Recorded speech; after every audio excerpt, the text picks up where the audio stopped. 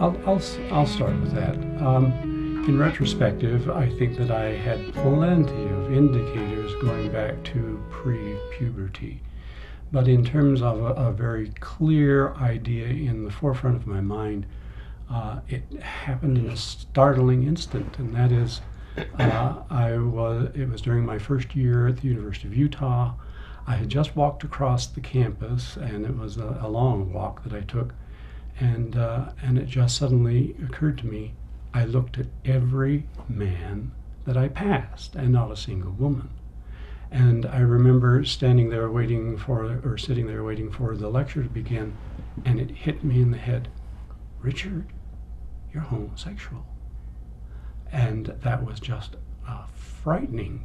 And you were only about 19. I was 19. I was 19 years old when it happened, and that was a very frightening thing. And the next thought is, well, what do I do about it? What do I do about that? And there was absolutely no answer whatsoever as to what do you do with that or about that. And I was extremely emotionally upset. Certainly don't go home and tell your folks. You made this interesting discovery. But that awareness almost disappeared within 24 hours and only occasionally surfaced. The time in my life when it surfaced the most and had the greatest impact was when I was on my mission. I had one companion who was a wonderful person, and he enjoyed my company and I enjoyed his, and without question I fell in love with him. And then there were powerful emotions that were released, and I felt at some point that perhaps I wanted to take a risk and share that with him. He took me to the mission president because he didn't know how to deal with it. The mission president quickly gave me a list of things as far as how to deal with it. He says, number one, this is how the devil is going to tempt you the rest of your life, and the temptation will never stop. And whether you achieve salvation in the hereafter depends on whether you can withstand the temptation. And he says, here's how you can withstand the temptation. He says, after today, you should not talk to a single person anywhere about homosexuality. You certainly should never seek out other homosexuals. You must avoid all literature that might be available about homosexuality because it was all of the devil. And if you ever need to see someone in terms of counseling, then you should see me or one of the brethren. The brethren means the Quorum of 12 Apostles or the Council of 70 or someone like that. I broke one of those rules, and that is the very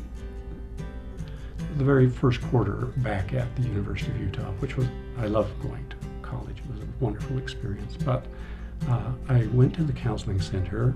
I had already learned who was the best counselor there. I asked for him, and I did have some considerable counseling. Compared to Paul, Paul expected to be cured, but because of that counseling, I had a clear notion from that no, it's going to be there forever. But the way I presented myself... It was much healthier. Yeah, I think it was. I didn't expect to change. But the way I presented myself was a good Mormon boy, and I'm expected in this culture to marry. And is it possible for me to do that? And that counselor said, yes. He said, it probably will not be as sexually satisfying as if you were a straight person, but yes, it can be done. And I think back in those days, that was an acceptable way to approach the issue. And so he says, I can help you along the way.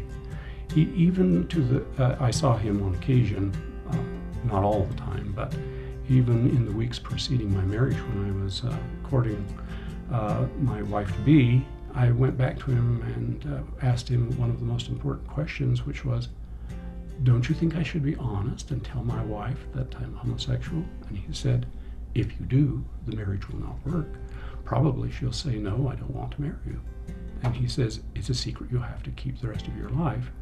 And so there you have a secret from the person that you're supposed to be closest with. And if that person knew that secret, what power it had to be disruptive. And of course, it was about 10 years into my marriage when my wife found that out, and it was just Terrible extraordinary, burden for a woman. horribly disturbing to her. And I don't think she's been emotionally right ever since. And I don't know how much credit I can take for that, but certainly, I think some of it is related to that.